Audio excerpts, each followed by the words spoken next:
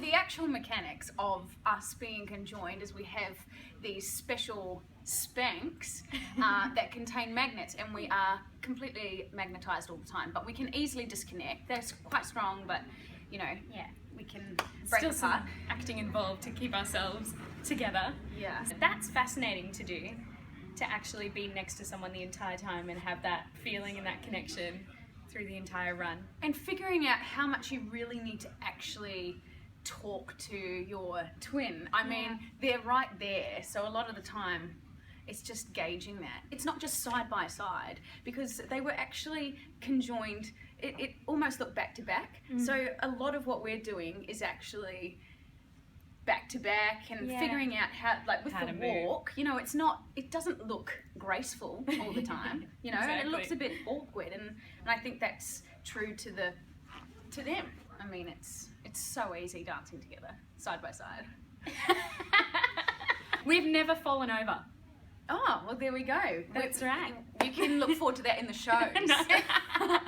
I love watching the twins bond as they go through. That's sort of the one constant through the whole show, and it's such a beautiful thing to watch that journey through the whole show, and then how other characters come in and either try and manipulate it or take advantage of it.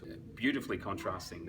You've got your lovely ballads, your very vaudeville numbers, and it's sort of very much in the second act too. It's very much becomes this roller coaster of your very showy numbers versus these heartbreaking moments that happen in between, and I think it's what makes it very special. They're two distinct people who are always with each other, and they have relationships with single-bodied people.